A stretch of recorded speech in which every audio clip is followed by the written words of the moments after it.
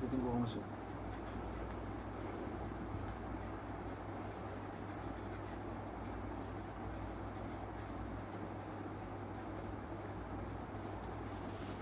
Kita cerita sikit lah. Minta maaf lah kita. Kita tadi terputus 2 kali. Ni menggunakan handphone lain. Ada 10. Okey, insyaAllah. Alhamdulillah Rabbil Alamin. Wassalatu wassalamu ala ashrafil anbiya'i wal mursalin. Wa ala alihi wa ashabihi ajma'in. Allahumma rabbi syrah li sadri wa yassir li amri. Wahlul 'uqdatan min lisani yafqahu qawli. ولا حول ولا قوة إلا بالله العلي العظيم اللهم لا سهل إلا ما جعلته سهلا وأنت تجعل الحزن إن شئت سهلا ربي يسر ولا تعسر وأتمم بالخير أما بعد. Jadi sebelum kita sambung perbahasan dan pengajian kita malam ni, kami di sini minta maaf banyak-banyak 2 kali, maknanya siaran tergendala, yakni siaran terputus-putus di atas sebab-sebab yang tak dapat dielakkan. Jadi insya-Allah kita akan cuba sambung perbahasan kita. Kita masih lagi membincangkan perbahasan sekitar ayat mutasyabihat. Jadi hadirin sekalian, saya tak boleh pergi jauh, tak boleh nak bergerak lebih cepat di dalam perbahasan kerana banyak kemusykilan-kemusykilan yang dikemukakan oleh sahabat-sahabat.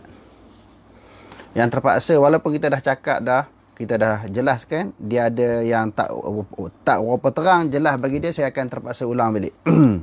Saya jawab ni, kalau sekiranya dalam penilaian saya, soalan-soalan itu soalan yang berbentuk nak tahu. Nak tahu, dia tak faham, saya akan ulang balik walaupun beberapa kali. Tetapi andai kata soalan yang diketengahkan ini, soalan-soalan yang dinilai oleh saya nampak macam nak loya buruk, nak main akal, yang tu saya akan abaikan lah. Sebab dia bukan nak cari kebenaran, dia bukan nak cari ilmu. Dia nak buat loya buruk, yang tu saya akan abaikan.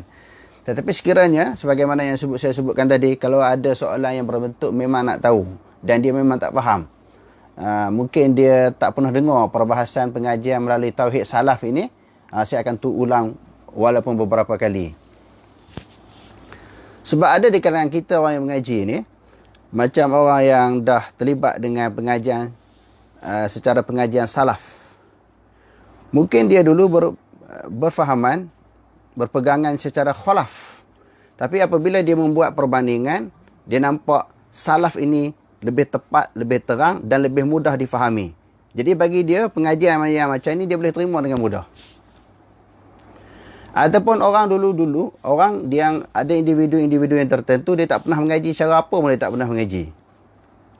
Tiba-tiba dia mengaji secara salaf. Dia lebih senang faham. Ada golongan yang ketiga, dia dah berpegang dengan khalaf terlalu lama. Maka bahawa tauhid khalaf ini mungkin agak sukar untuk dipahami. Dia kerana dipengaruhi oleh fahaman falsafah ataupun mantik, ilmu kalam. Jadi bila dia dengar perbahasan yang macam ni, mungkin agak sukar untuk dia fahami. Sebabnya di antara sebab-sebab yang berlaku keadaan ini berlaku kerana sebab kebanyakan kita daripada kalangan kita rakyat Malaysia ini, bila dia nak mengaji bukan terus kepada tauhid melalui Quran dan hadis. Dia melalui, maknanya sebagaimana yang saya sebutkan tadi, nak kenal Allah Ta'ala melalui ilmu kalam yang diresafi dengan fahaman falsafah dan juga mantik. Jadi dia agak sukar untuk dia faham masalah ni. Jadi ada sebab, ada kesilapan-kesilapan bagi individu dan pihak tertentu. Sebab mereka selalu menakut-nakutkan masyarakat. Kita tak boleh belajar terus direct untuk memahami agama Islam, khususnya nak mengenal Allah Subhanahu Wa Taala ini terus melalui Quran dan hadis. Kita tidak layak memahami Quran dan hadis. Kita ni orang awam. Jadi takut belajar melalui Quran dan hadis ni, Quran dan hadis secara langsung, secara direct ini, takut jadi sesat. Jadi masyarakat pun tak beranilah nak mengaji ilmu berdasarkan kepada Quran dan hadis. Sebab itulah yang diwawarkan, itulah yang dicanang, itulah yang ditakut-takutkan kepada masyarakat. Jangan mengaji Quran dan hadis, jangan mengaji Quran dan hadis, takut jadi sesat. Apabila omokkan itu diutarakan, diketengahkan, menyebabkan masyarakat tak berani nak mengaji ilmu yang berlandaskan, berpandukan kepada Quran dan hadis. Tiba-tiba saya mengenengahkan ilmu khususnya di dalam masalah akidah ini melalui Quran dan hadis. Jadi ada orang nampak jadi takut. Orang takut jadi sesat. Sebab ada orang menakut-nakutkan mereka, Quran dan hadis ni kalau kita belajar takut jadi sesat. Jadi dia jadi takut. Yang keduanya dia tak faham. Jadi apa yang kita bentangkan pada malam ni, dia susah hati. Belagalah, maknanya bertentanganlah dengan apa yang dia faham. Itu yang agak sukar untuk kita nak memberi penjelasan kepada golongan ini. Sebab kita faham ilmu, nak kenal Allah Ta'ala melalui ilmu kalam dulu. Yang penuh dengan pemikiran-pemikiran falsafah. Walaupun saya telah membaca banyak buku-buku yang berkaitan dengan akidah ini, hampir 100 buah buku. Tetapi saya berkeyakinan, andai kata kitab-kitab tauhid tidak ada di dalam dunia ini, ulama-ulama tidak menulis kitab-kitab yang berkaitan dengan akidah, bagaimana cara nak mengenali Allah Subhanahu Wa Taala? Saya yakin dan percaya, dengan hanya kita membaca Al-Quran, kita dapat mengenali Allah Subhanahu Wa Taala dengan yakin. Apatah lagi kita mempelajari hadis-hadis Nabi SAW berkaitan dengan ayat sifat ataupun berkaitan dengan ayat mutasyabihat. Saya yakin orang mampu mengenali Allah Subhanahu Wa Taala. Sebab apa tuan-tuan? Sebab dalam Al-Quran, Allah Subhanahu Wa Taala sebut di dalam beberapa ayat. Yang pertamanya, laisa kamitslihi syai'un. Allah Ta'ala tak sama dengan sesuatu. Tuan-tuan dengar dulu. Ayat ni tuan-tuan hafal. Laisa kamitslihi syai'un. Ayat ni pun semua orang hafal. Semua orang mengaji, alhamdulillah dia hafal ayat ni. Laisa kamitslihi syai'un. Allah Ta'ala itu tidak sama dengannya sesuatu. Tidak seumpama dengannya sesuatu. Walam yakul lahu kufuwan ahad. Tidak baginya Allah Subhanahu Wa Ta'ala setara sesiapa pun dengan Allah.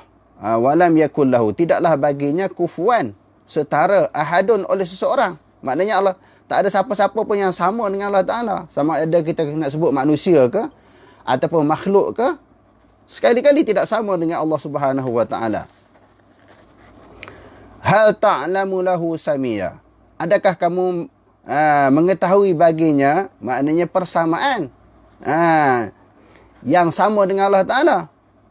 Ayat yang keempat, fala tadribu lillahil amsal. Jangan kamu membandingkan Allah Ta'ala dengan berbagai-bagai contoh. Jangan kamu bandingkan, kamu menyerupakan, kamu kiaskan Allah Ta'ala dengan berbagai-bagai contoh dan juga bandingan. Bila kita faham Allah Ta'ala tu tak sama.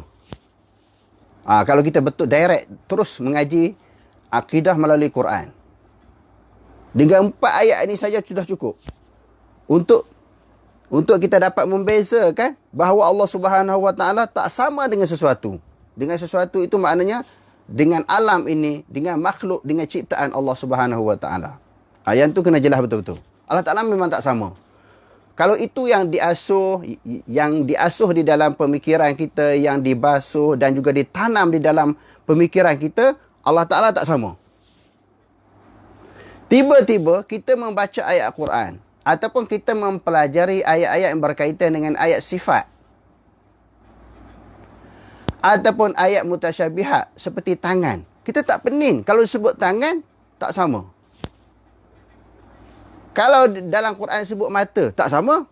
Macam mana kita nak kata pening? Sebab dah kita tahu dengan beberapa ayat yang diketengahkan tadi, Allah Ta'ala memang tak sama. Bila dah kita pegang kuncinya, Allah Subhanahu Wa Ta'ala tak sama, kita baca Quran, jumpa ayat yang berkaitan dengan Allah Ta'ala istiwa atas arasy. Allah Ta'ala sebut mata, tangan, muka dan sebagainya. Tak sama. Kenapa kita nak pening? Sebab di dalam masalah akidah, sesuatu yang berkaitan dengan Allah Subhanahu Wa Ta'ala tak boleh tanya kaifa, bagaimana? Bagaimana, mengapa? Dia tak perlu tanya. Nak tanya, bila ditanya, maka ada ruang untuk akal pakai logik. Sebab akidah bukan logik. Bahkan agama Islam itu sendiri bukan logik. Dia adalah fakta dan hujah. Asal daripada Sayyidina Ali yang selalu kita baca kan.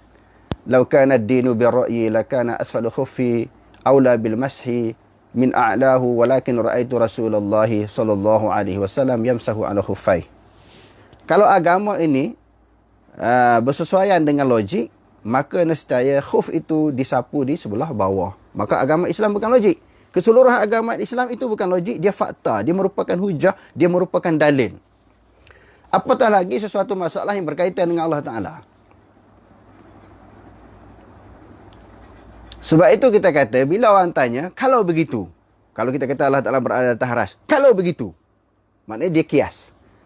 Kalau begitu, sama dengan makhluk. Maknanya makhluk bertempat. Makhluk mengambil ruang. Makhluk mengambil sudut. Dia buat andaian. Pertamanya dia buat andaian macam tu. Dia buat andaian macam tu, dia kata kita menyamakan Allah dengan baharu.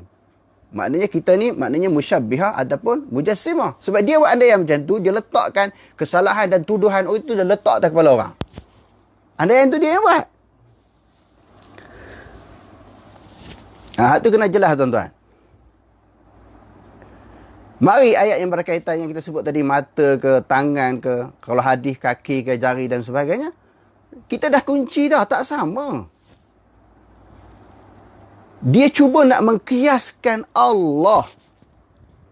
Sama ada zat Allah ataupun sifat Allah dengan sesuatu yang baharu. Itu yang jadi masalah. Dia cuba nak fahamkan dalam pemikiran dia, bahawa kalau begitu, Allah Ta'ala tu baharulah. Kalau begitu ayat dia, bukan ayat kita. Kalau kita belajar dalam usul fiqh, dalam bab qiyas subuh, mana boleh kita nak qiyaskan sesuatu benda yang ghaib dengan yang sesuatu yang berada di alam musyahadah. Kalau begitu, contohnya masalah turun. Kalau begitu Allah Ta'ala turun daripada langit, sudah tentu langit menjadi kosong, arasy menjadi kosong. Kata Allah Ta'ala berada di atas arasy. Masa itu siapa pula berada di atas arasy? Sebab itu ada pendakwah daripada Indonesia kan, Allah Ta'ala tidak di kanan, tidak di tepi, tidak di atas, tidak di bawah, tidak di depan, tidak di belakang. Dia ukur dengan otak dia. Berdasarkan kepada logik, inilah nak kenal akidah melalui ilmu falsafah, melalui ilmu kalam. Saya dah bentang banyak kali bila Imam Qurtubi ketika dia membahaskan summastawa 'alal arsy, dia cerita bahawa pegangan golongan khalaf ini, bahawa Allah Ta'ala tak bertempat. Allah Ta'ala tak mengambil ruang. Allah Ta'ala tidak bertempat, Allah Ta'ala tak mengambil ruang. Mengambil tempat, mengambil ruang, itu adalah sifat baru. Di hujung ayat itu dia kata, وَهَذَا قَوْلُ الْمُتَكَلِّمِينَ. Ini adalah pendapat perkataan ahli kalam. Jelas Imam Qurtubi sebut. Dia tak kata inilah qala Allah, inilah qala Rasul. Dia tak sebut macam tu. Ataupun qala sahabah. Tak sebut. Dia kata inilah pendapat ahli kalam. Jelas kan? Jadi tuan-tuan, bila kita nak bincangkan tentang Allah Ta'ala, jangan dok main otak. Itu yang jadi kita berbalah, kita berkelahi. Sebab nak sesuai dengan otak. Jadi kadang-kadang orang tu otak dia penuh dengan air, otak dia penuh dengan angin. Maka macam mana tu? Otak dia penuh dengan benda-benda lain. Maknanya otak tak betul lah. Otak sewe. Dia nak fahamkan sesuatu itu dengan cara sewe dia. Memang tak boleh lah. Jadi kita nak memahamkan akidah ini hadirin sekalian berdasarkan kepada hujah dan dalil. Hujah dan dalil ini tidak lain dan tidak bukan adalah daripada Quran dan hadis Nabi. Yang tu saya kena ulang balik sebab banyak soalan yang orang kemukakan. Kalau macam tu macam mana? Kalau macam tu macam mana? Nanti kita akan ketengok, kita akan baca beberapa buah kitab. Bagaimana cara nak mengenali ayat-ayat sifat. Yang kedua, masalah tafwid, isbat dan takwil. Memang saya dah baca hari itu. Dalam kitab-kitab ada menyebut, dalam kitab-kitab khalaf ada menyebut golongan salaf. Dalam kitab-kitab khalaf ada menyebut golongan salaf dia tafwid. Saya dah baca hari itu. Kalau sebenarnya, kalau kita di sudut hakikatnya, kalau kita buat kajian secara terperinci, Betul ke maknanya golongan salaf ini tafwid? Majoriti yang kita jumpa, yang saya jumpa, kebanyakannya memang isbat. Dia bukan tafwid. Cuma yang perkataan tafwid itu ada di dalam kitab kholaf yang mentafsirkan akidah salaf. Ada di dalam kitab kholaf yang mentafsirkan akidah salaf. Tetapi dalam akidah salaf sendiri, kita jumpa semuanya isbat. Bukan tafwid. Okey. Apakah yang dimaksudkan dengan tafwid? Tafwid ni maknanya serah kepada Allah Ta'ala. Sama ada serah makna ataupun serah kafiat. Maknanya serah dua-dua lah. Sebab apa dikata golongan yang mendakwa salaf ini dia tafwid? Tafwid tu maknanya tak tahu. Tak tahu kepada makna sifat. Tangan, istawa, tak apa dia lagi, bersebut masalah muka, dan lah. Makna ayat-ayat mutasyabihat ni, maknanya serah sebab tak tahu. Tak boleh nak terjemahkan.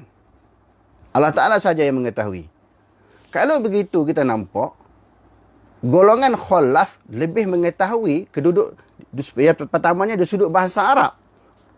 Sebab kholaf berani takwil istawa dengan makna istawla. Yadun dengan makna kuwah ataupun kudrah. Sebab dia kata sesuai dengan bahasa. Maknanya orang salaf ni tak pandai bahasa Arab lah. Kuranglah di sudut kefahamannya, kholaf lebih faham. Sebab tu kholaf berani takwil.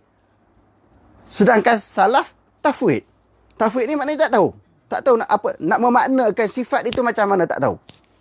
Oi, berat kalau kita faham macam tu. Seolah-olah sahabat ini dia tak tahu bagaimana makna ayat sifat. Dia serah je kepada Allah Ta'ala. Kholaf pula boleh lebih faham. Sedangkan di sudut bahasa Arab, mereka lebih mendalam bahasa Arab.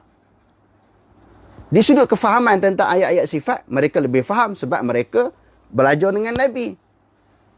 Tetapi kenapa tak tanya? Sebab dah faham tanya apa. Sebab tu Imam Malik kata dulu orang tak tanya. Zaman Imam Malik orang tanya, sebab tu Imam Malik menterjemahkan al-istiwa ma'lumun. Istiwa tahu. Yang menjadi kemuskilan masalah kafiat.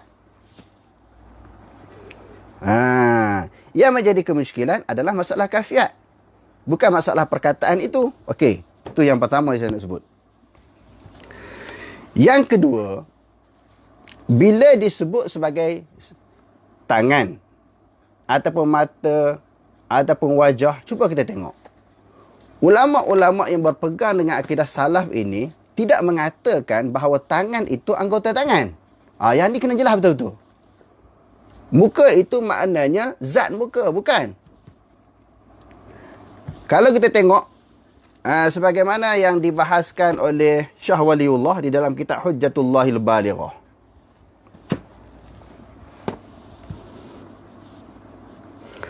Aqulu la farqa baina as-sam'i wal basari wal qudrati wal dhahki wal kalami wal istiwa'i.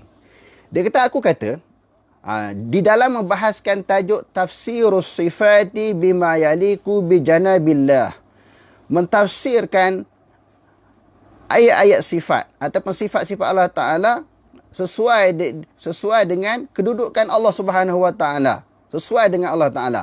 Lalu dia kata, aqulu wala farqa baina as-sam'i wal basari. Aku kata, tidak ada beza di antara mendengar, melihat, kudrah, dhahki. Maknanya kuasa, ketawa, kalam, wal istiwa. Tak ada beza. Semua yang kita sebutkan tadi diletakkan perbahasan sifat. Apa dia? Mendengar sifat mendengar. Basar sifat melihat. Kudrah maknanya sifat kuasa. Dhahki sifat ketawa, sifat. Tapi kita baca hari itu ketawa yang sesuai dengan dia lah, yang layak dengan Allah Ta'ala. Wal kalam yang sesuai dengan Allah Ta'ala. Istiwa yang sesuai dengan Allah. Semua dia letak di dalam perbahasan sifat. Itu jelas. Dia letak di dalam perbahasan sifat. Fa innal mafhuma 'inda ahli lisani min kulli dhalika ghairu ma yaliku bi janabil qudusi. Dia kata sesungguhnya kefahaman di sisi ahli-ahli bahasa yang demikian itu yang tidak layak dengan Allah Subhanahu Wa Ta'ala yang suci. Maknanya kalau di sudut bahasa, ketawa tu macam mana? Ketawa dengan menggunakan mulut. Kalam, berkata-kata dengan menggunakan mulut. Mendengar dengan menggunakan telinga. Melihat dengan menggunakan mata. Itu di sudut bahasa. Tetapi di sudut bahasa kita kata tidak sesuai dengan kedudukan Allah Subhanahu wa taala yang maha suci. Wa hal fi dhahki istihalatun. Adakah ketawa mustahil bagi Allah? Tengok. Kita dah baca hadis. Apa hari, 2 hari lepas, hari 3 hari lepas. Allah Ta'ala tu ketawa kan? Bila orang yang terakhir masuk dalam, yang dikeluarkan daripada neraka tu, bila Allah Ta'ala kata nak bagi nikmat syurga kepada dia, dia kata, adakah kamu mentertawakan aku, mempersendakan aku, wahai Allah? Sedangkan kamu Tuhan sekalian alam. Bila Allah Ta'ala ketawa, Nabi ketika menyampaikan kepada para sahabat, Nabi juga turut ketawa. Jadi adakah Nabi SAW menyamakan diri dia, ketawa dia dengan Allah? Sebab Allah Ta'ala ketawa, Nabi di dalam menyampaikan hadis ini kepada para sahabat, dia juga turut ketawa. Jadi maknanya tak sama, mukhalafah. Sebab itu dia kata di sini, wahal fil dhahki istihalatun. Adakah pada ketawa itu mustahil? Mustahil bagi Allah Ta'ala? Salahkah kita kata Allah Ta'ala itu ketawa sedangkan memang ada dalam hadis Nabi? Nampak? Illa min jihati annahu yastada'il fama. Maknanya di sini kecuali dia kata ketawa itu, dia kata melainkan ketawa itu daripada sudut ketawa biasa memerlukan mulut. Wa kadzalikal kalam. Yang demikian juga adalah kalam. Maknanya kalau bercakap perlukan mulut. Adakah Allah Ta'ala ketawa? Allah Ta'ala bercakap perlukan mulut. Maka mustahil bagi Allah Ta'ala bercakap dengan menggunakan mulut. Jadi ketawa macam mana? Setakat tu je kita berhenti. Allah Ta'ala ketawa. Allah Ta'ala bercakap. Wa kallamallahu Musa taklima. Allah Ta'ala ketawa. Allah Ta'ala bercakap. Setakat tu cukup. Kita tak bahas ada ketawa macam mana. Itulah yang dimaknakan. Maknanya tafik kafiat. Isbat dia punya makna kalam. Isbat dia punya makna dhahki. Tetapi kafiat serah kepada Allah. Tak jelas lagi ke? Kenapa nak ada loya buruk dalam pemikiran kita? Kalau macam tu, macam baharu, dia yang mencipta masalah. Dia yang mengkiaskan Allah dengan baharu. Dia kata, puak-puak ni duk menyamakan Allah Ta'ala dengan baharu.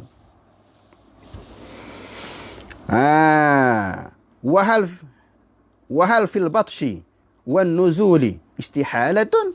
Adakah dengan Allah Ta'ala sebut tampar? Allah Ta'ala sebut tampar kan? Lepas tu dia turun. Adakah turun Allah dan Allah Ta'ala tampar dan turun mustahil? Illa min jihati annahuma yastad'iyanil yada war rijla. Yada war rijla. Melainkan dia kata di sini, kalau yang baharu, dia tampar dia turun, tampar menggunakan tangan, turun menggunakan kaki. Itu makhluk. Sebab tu tak boleh kiyas dengan. Kalau begitu, jadi macam makhluk lah. Nampak? Kalau Allah Ta'ala turun, macam makhluk lah berpindah. Dia yang mencipta dia punya rekaan, alasan, masalah, dia letak atas kepala orang. Mujassimah. Dia reka benda tu. Dia yang cari alasan itu. Orang tak fikir macam tu. Lepas tu dia kata pokok ni mujassimah. Ataupun musyabbihah. Wa kadzalika as-sam'u wal basaru yastad'iyani al-udhuna wal 'aina. Begitu juga mendengar dan juga melihat. Kalau mendengar memerlukan akan telinga, melihat memerlukan akan mata. Jadi adakah Allah Ta'ala mendengar dengan telinga? Adakah Allah Ta'ala melihat dengan mata? La, tidak. Laisa kamitslihi syai'. Sebab tu kita kata kalau pegang ayat tadi, laisa kamitslihi syai'. 1. Walam yakul lahu kufuwan ahad. Hal ta'lamu lahu samiyya. Wala tadribu lillahil amsal. Selesai masalah. Tak sama. Allah Ta'ala kata, dia tak sama.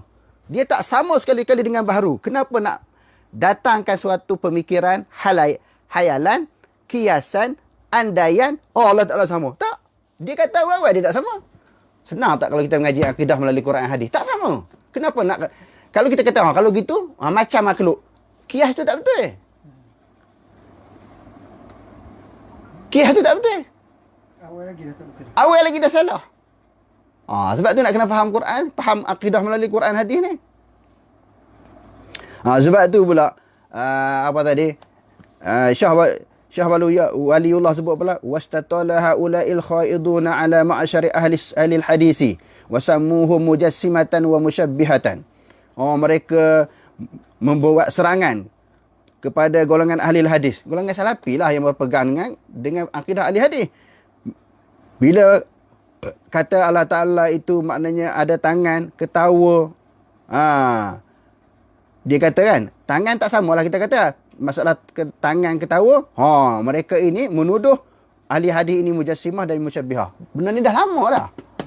Ulama-ulama dulu pun dah tahu. Tuduhan itu dilontarkan oleh pihak yang mengikut hawa nafsu. Tahun bila punya kitab kan? Ratus tahun dah. Inilah yang terpaksa dilalui, dihadapi oleh golongan salaf dan juga golongan ahlul hadis. Bila mereka mengisbatkan sifat-sifat Allah dan mereka menafikan sifat Allah Ta'ala itu sama dengan baharu. Lalu diletakkan ini mujassimah, ini adalah musyabbihah. Benda ni dah lama. Bukan kata sehari dua ni.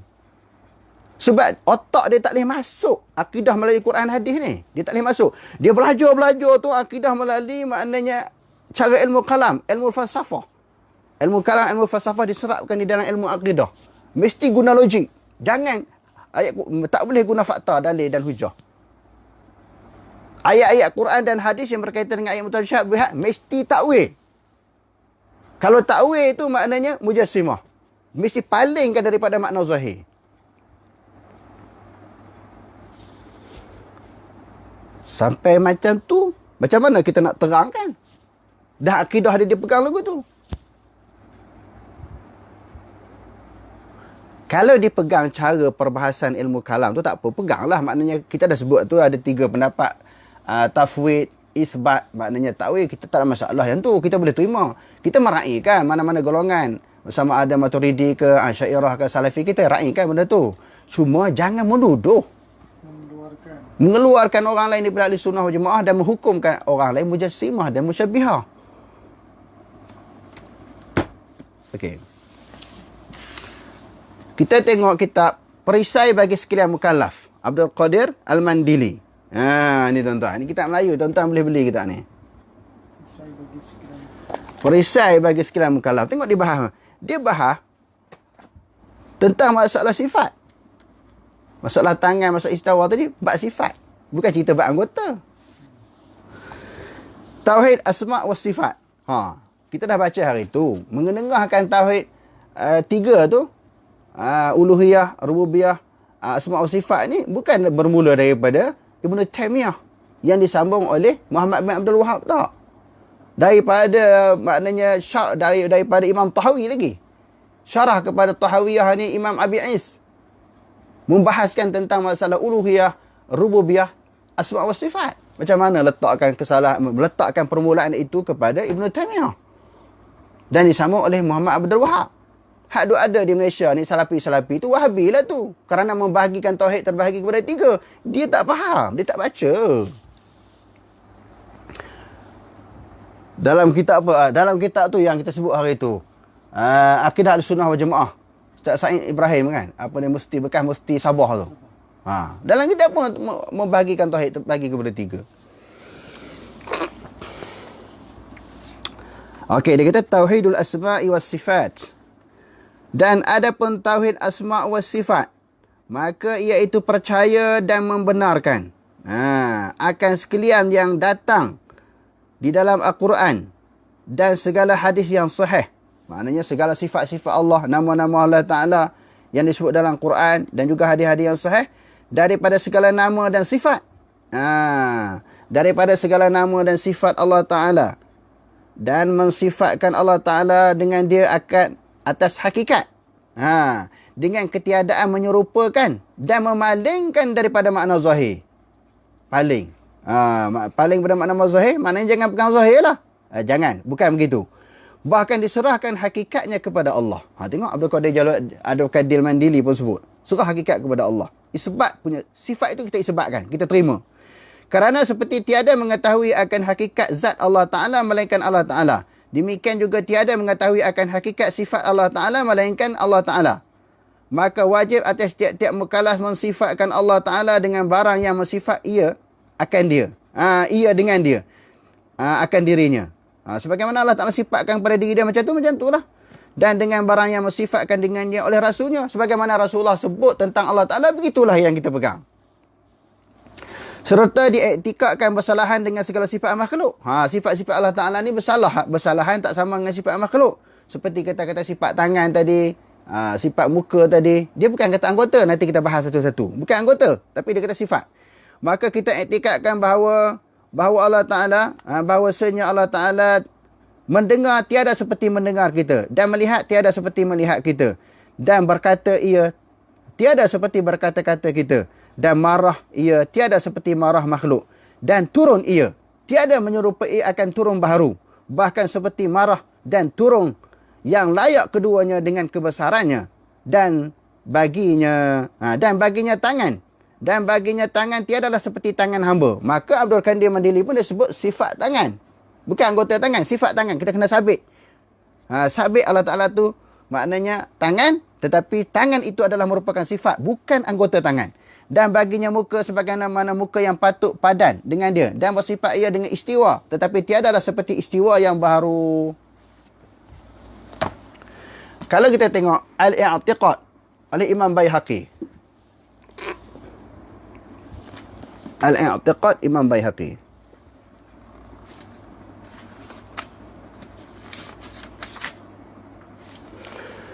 Setelah Imam Baihaqi mengemukakan dalil-dalil pada ayat Quran dan juga hadis-hadis Nabi SAW tentang masalah istiwa, masalah yad, masalah wajhun, ain dan sebagainya, lalu dia kata wafil jumlati, secara umumnya ataupun kesimpulannya, yajibu an yu'lama annal istiwa Allahi subhanahu wa ta'ala, wajib sesungguhnya diketahui bahawasanya istiwa Allah Ta'ala laisa ka bi istiwa i'tidalin an i'wajin an i'wijajin. Dia kata tidaklah istiwa Allah Ta'ala itu lurus daripada bengkok, wala istiqra'in fi makanin, tidaklah istiwa itu menetap di sesuatu tempat, wala mumasatin li syai'in min khalqihi, dan tidak menyentuhlah Allah Subhanahu wa Ta'ala istiwa itu menyentuh sesuatu daripada makhluknya. Contohnya kita kata berada di atas arasy. Maknanya Allah Ta'ala bersentuhan dengan arasy, tak? Bukan begitu fahamnya. Imam Baihaqi kata, walakinnahu mustawin ala arsyihi kama akhbara bila kaifin wa bila ainin ba'inin min jami'i khalqihi. Tapi istiwa Allah Ta'ala itu sebagaimana yang dia beritahu, Ar-Rahmanu ala arsy istawa. Maka Tuhan yang Maha Rahman itu, pemurah itu, beristiwa di atas arasy. Sekadar tu je kita pegang. Bukan maknanya bersentuh. Bukan. Bersentuh dengan arasy, bukan. Wa anna ityanahu laysa bi ityani min makan ila makan. Maknanya bila kata Allah Ta'ala datang, bukan maksudnya datang daripada satu tempat kepada satu tempat. Wa anna maji'ahu laysa bi harakatin. Sesungguhnya datang Allah Ta'ala bukan dengan harakat, bukan dengan pergerakan. Kalau macam tu nak faham macam mana? Serah kepada Allah. Kalau macam tu nak faham macam mana? Allah Ta'ala datang, Allah Ta'ala nuzul, serah kepada dia lah. Sebab kita tak tahu. Susah apa Sebab dia kata tadi, 4 perkara tadi walam yakul lahu kufuwan ahad, laisa kamitslihi syai', hal ta'lamu lahu samiyya, wala tadribu lillahil amsal. Peganglah. Susah apa nak faham Dia cuba nak perah otak dia macam mana nak masuk akal tu. Ayat mutasyabihat ni nak masuk akal macam mana? Nak bagi logik tak mana tu? Nak logik macam mana? Memang tak logik. Nak logik tak macam mana? Memang tak logik. Sebab masalah keimanan, kepercayaan kepada Allah Ta'ala, dia suruh pegang, yakin, serah kepada Allah. Wa anna nuzulahu laysa binaqlatin. Bukan dah turun Allah Ta'ala itu dengan perpindahan. Kita tak tahu. Lagu tu macam Allah Ta'ala turun ke langit dunia 1/3 malam. Oi, maknanya dari buruk. Kita kalau kita tengok dalam Facebook, dalam YouTube kan. Kalau gitu lah arasy jadi kosong. Kalau begitu maknanya akal lah kan. Akal dia. Sedangkan kita terima sahaja. Bukan maknanya berpindah daripada satu tempat ke satu tempat. Nuzul Allah Ta'ala ke, maji Allah Ta'ala ke, daripada satu tempat dengan satu tempat, ataupun dengan makna harakah. Lagu mana nak faham? Serahlah kita kata tadi, la ilaha illallah. Macam mana kejadian matahari terbit, matahari tenggelam, dapat fikir. Benda-benda yang macam tu kita berserah, terima dan berserah kepada Allah Ta'ala yang mengetahui. Perkara gaib. Benda-benda yang gaib. Macam mana ni, dia terlalu main akil sampai dia tak boleh terima tu. Tu yang kata bahaya tu. Kalau sekadar dia nak faham untuk diri dia, tidak menyalahkan orang lain, boleh tahan lagi. Tetapi semua ayat-ayat Quran, hadis-hadis Nabi yang berkaitan dengan sifat-sifat Allah, semua dia tak boleh masuk dalam pemikiran dia. Semua dia nak gunakan. Sesuatu yang tidak logik, yang tidak boleh diterima oleh akal, semua dia tolak. Rosak tak rosak macam tu. Islam gunakan. Tapi kalau dia ceramah dah hentam golongan liberal lah, sekular lah, banyak gunakan, dia duk mengajar dia gunakan. Berkaitan dengan ayat-ayat sifat. Tuan-tuan, saya bukan marah ni. Saya semangat cerita benda ni, tuan-tuan. Tuan-tuan jangan salah faham pula. Nak cerita akidah ni memang dia kena semangat. Nak bagi terang dan jelas. Macam mana tu dia boleh gunakan? Imam Baihaqi kata turunnya bukan sebab, maknanya berpindah. Wa anna nafsahu laysa bijismin. Diri Allah Ta'ala tu bukan berjisim. Wa anna wajhahu laysa bisuratin. Wajah Allah Ta'ala tu bukan muka. Wajah Allah Ta'ala tu kita sebut wajah bukan dengan makna muka sebagaimana muka makhluk. Wajah manusia ni ada mata, ada hidung. Nak tengok Boleh dibayangkan ada mulut. Tak boleh bayang. Kalau tak boleh bayang nak faham macam mana? Serah kepada Allah Ta'ala. Dia lebih mengetahui tentang diri dia.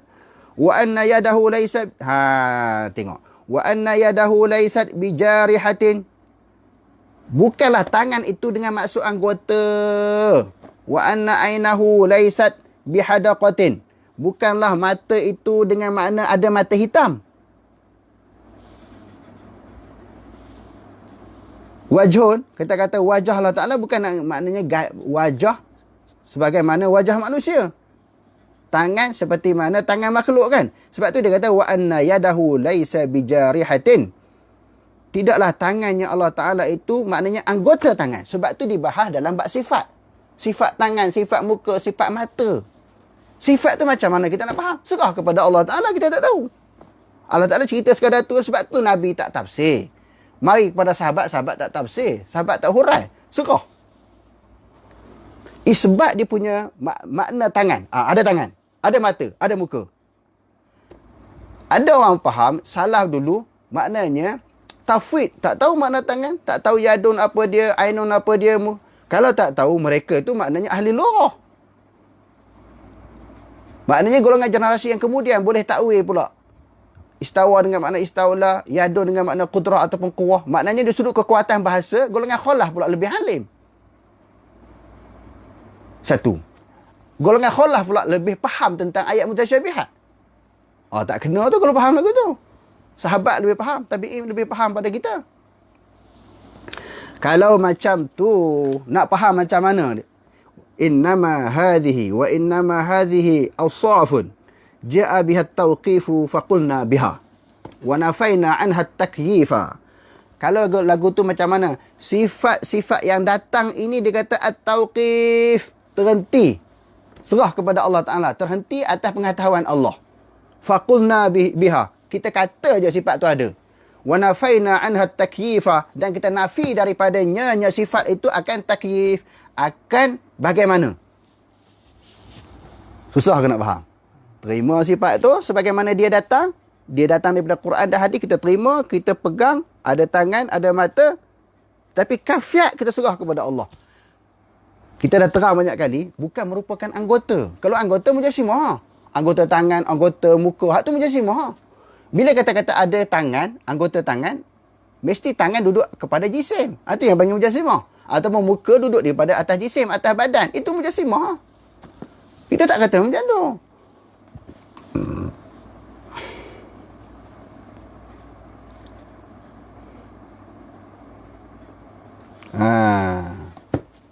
Bukalah kitab-kitab yang berpegang kepada akidah salaf. Tuan-tuan, kita akan semua ni tak terjemahkan anggota. Dalam Fathul Bari, Ibn Hajar Al-Asqalani, tengok ketika membahaskan tangan tu. Dia Ibn Hajar ni menakalkan pendapat Ibn Battal. Kita dah buka hari tu Ibn Battal, syarah Ibn Battal, syarah Bukhari juga. Qala Ibn Battal fi hadhihi al-ayati fi hadhihi al-ayati itsbatul yadaini lillah. Pada ayat ini maknanya apa? Ayat tu yang di atas tu. Lima khalaq ma mana'aka anta sujud lima khalaqtu biyadaya. Dengan dua tangan. Apakah yang menghalang kamu wahai iblis? Untuk sembah Adam yang aku jadikan daripada dua tangan aku.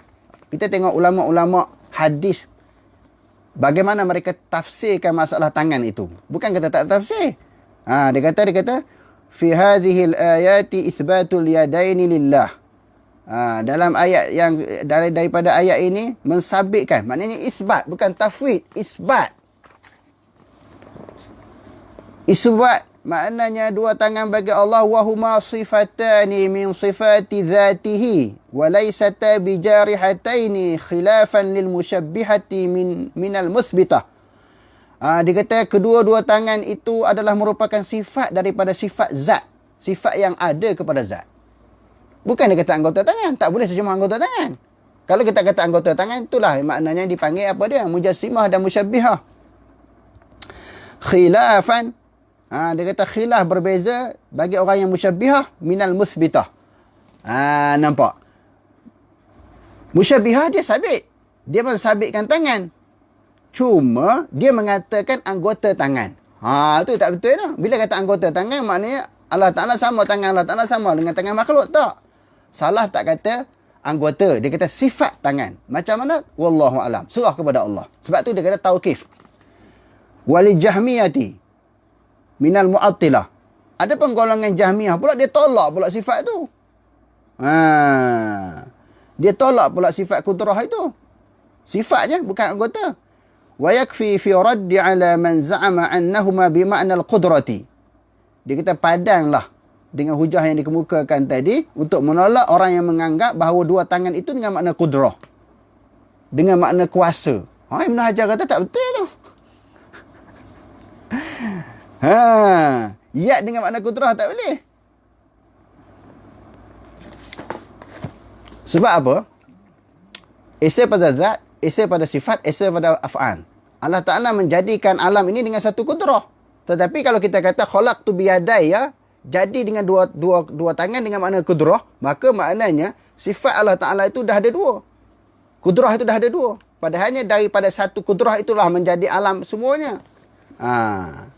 Nampak? Ibn Hajar kata tak boleh terjemah dengan kudrah. Ya itu dengan makna kudrah tak boleh. Imam Baihaqi pun sebutlah dia ada beberapa buah kitab. Tadi Al-I'tiqad, ini asma' wa sifat. Imam Baihaqi pun sama. Di dalam membahaskan ayat-ayat sifat. Dia kata babu ma jaa fi isbatil yadaini sifataini. Bab mensabitkan, maknanya sabit, dia tak kata tafwid. Maknanya mengisbatkan sifat tangan.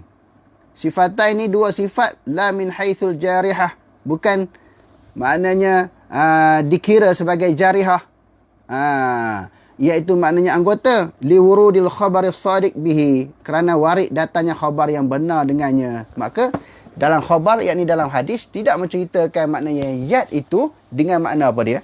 Dengan makna anggota.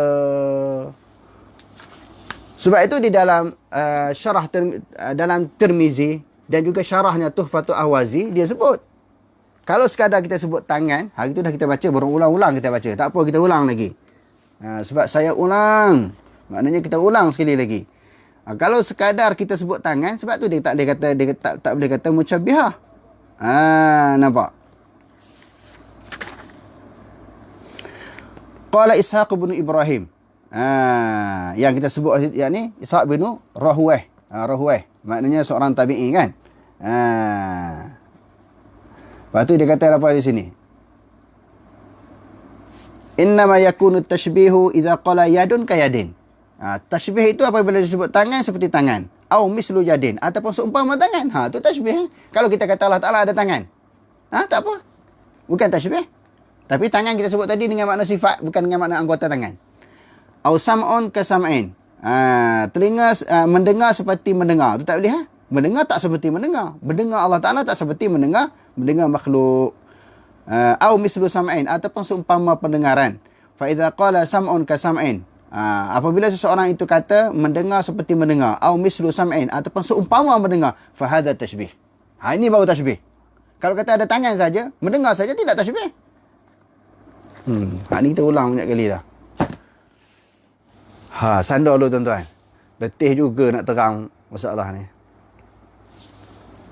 Rasa boleh faham insya-Allah. Kalau pegang Quran hadis dia boleh senang faham. Maknanya sifat Allah Ta'ala tu tak sama dengan baharu. Apa nak payah? Sebab tu saya kata tadi, kalau tak ada kitab-kitab tauhid dalam dunia ni pun, kita terus pegang Quran hadis dah kenal Allah Ta'ala. Dulu mana ada kitab berlambak, kitab-kitab tauhid dalam dunia ni, mana ada? Kenapa? Adakah kita lebih kenal Allah Ta'ala nak dibandingkan dengan sahabat dan tabi'in? Sebab kita baca banyak. Saya sebut tadi, saya baca hampir 100 buah kitab yang berkaitan dengan akidah. Tetapi saya menganggap sahabat dan tabi'in lebih kenal. Walaupun mereka tak baca kitab-kitab tu. Sebab mereka belajar dengan Nabi. Bagaimana cara Nabi ajar akidah? Maknanya tabi'in belajar dengan sahabat. Berkaitan dengan ayat sifat ni, maknanya tak tafsir, serah kepada Allah Ta'ala. Isbat dia punya maknanya, tafid dia punya kafiat. Senang je. Sebab tu, maknanya kalau tak ada ayat-ayat kitab-kitab tauhid dalam dunia pun, orang boleh kenal Allah Ta'ala bila tengok Quran. Isunya sebab apa tak kenal? Sebab tak ajak orang kembali kepada akidah Quran. Tak kembali kepada akidah yang dikehendaki, sebagaimana yang Allah Ta'ala ajar manusia nak kenal dia sendiri. Sebagaimana yang Nabi SAW ajar para sahabat bagaimana nak kenal Allah Ta'ala. Jadi tak kenal. Tak ikut Quran. Sebab tu lah Quran ni bahaya. Tak boleh. Tak boleh direct Quran hadis, nanti jadi sesat. Bila tak kembali kepada Quran hadis, inilah jadi masalah. Jadi bila masyarakat, orang awam ditakut-takutkan dengan ilmu Quran ini, jangan pegang Quran hadis, jangan pegang Quran hadis, ustaz-ustaz boleh kelentong lah. Ustaz-ustaz boleh goreng orang lah. Sebab jangan pegang Quran hadis. Jadi nak kena pegang siapa dia? Cakap dia lah. Jangan pegang Quran hadis, bahaya. Quran hadis ni tinggi. Itu layak bagi ulama' je.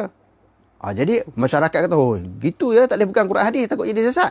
Jadi, benda apa yang nak kena pegang? Cakap ustaz lah.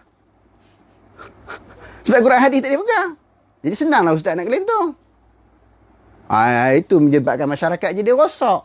Bila kita ketengahkan dalil Quran hadis untuk mengenali Allah Subhanahu Wa Taala, orang akan tolak. Tak betul ni, tak betul ni, tak betul ni. Dia sesuai dengan logik akal dia.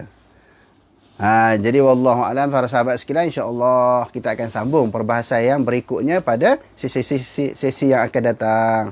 Jadi sebagaimana biasalah, kalau tuan-tuan ada kemusykilan yang berkaitan dengan masalah ayat mutasyabihat ataupun bagaimana nak faham tentang akidah salaf ni, tuan-tuan boleh kemukakan soalan ataupun kemusykilan. Insya-Allah saya cuba akan jawab sekadar kemampuan saya. Wallahu alam aqulu qawli hadza wa astaghfirullahal azim li wa lakum. Wassalamualaikum warahmatullahi taala wabarakatuh.